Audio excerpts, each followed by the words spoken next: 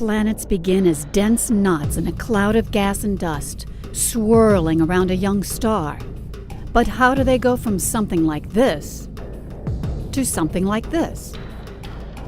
With the James Webb Space Telescope, astronomers will be able to study how planets come to be and how they change as they get older. After centuries of searching, astronomers are finding exoplanets just about everywhere. Ranging from giant planets with masses much greater than Jupiter's to worlds only a few times more massive than Earth. But where do the planets we know best fit into the menagerie of worlds astronomers are finding? How did our solar system come to be the way it is? Why is Earth a balmy, water-rich world? And are there others like it elsewhere in the galaxy? These are the kinds of questions astronomers will address with Webb. For planets that pass directly in front of their stars, Webb will search for chemical fingerprints, identifying atmospheric gases like water vapor, carbon dioxide, and methane that absorb specific wavelengths of the star's light. Webb will also study the dusty disks where new planets form to reveal how the chemical compositions of younger and older disks change with time, and identifying how these changes are reflected in the planets we find. Such studies will be revolutionary in their own right, and by applying Webb's capabilities closer to home, astronomers will better understand planetary systems. For example, how do our asteroids, comets, and other small bodies like Pluto relate to the objects that create the dusty disks around other stars? The Webb telescope will determine the chemical and physical properties of these bodies with unprecedented sensitivity in wavelengths unavailable to telescopes on the ground.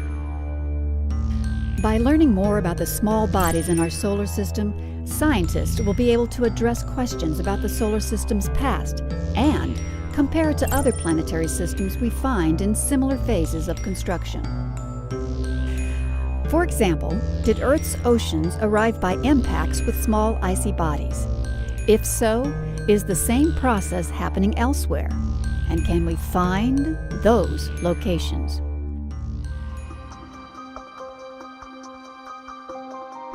Webb also will study the outer planets and their moons. Of particular interest is Titan, the largest moon of Saturn, now being explored by NASA's Cassini spacecraft. Titan is as big as the planet Mercury, possesses an atmosphere half again as thick as Earth, and frigid surface with lakes of liquid hydrocarbons. Webb will map Titan's chemical makeup with 6 times Cassini's resolution and monitor the moon's seasonal changes over a decade or more. Next stop, Uranus. When Voyager 2 returned this image in 1986, the planet's south pole was facing the sun. Few clouds could be seen. But as Uranus neared its equinox in 2007, bright clouds suddenly materialized. So far, scientists are at a loss to explain this profound seasonal change. During Voyager's visit, the northern hemispheres of Uranus's big moons were all in shadow. But when Webb begins service, the moon's northern halves will face the sun and give astronomers abundant new real estate to explore. 3 years later, in 1989, Voyager 2 passed Neptune and imaged its strange dark spot. Over the following years, astronomers have seen the dark spot disappear and then reappear. Voyager easily picked out clouds despite Neptune's greater distance from the sun. Why is weather on Uranus and Neptune so different? Neptune's big moon Triton is unusual too. Nitrogen-spewing volcanoes and other geological forces reshaped this frozen surface in ways we're just beginning to understand.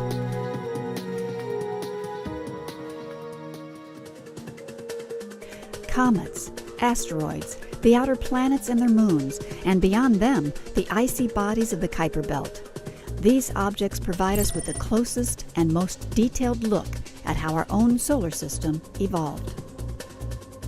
The James Webb Space Telescope makes it possible to take that understanding a step further, to probe the makeup of nearby planetary systems at comparable distances from their stars. Webb will allow astronomers to directly compare the chemical and physical properties of our outer solar system with similar zones around nearby stars.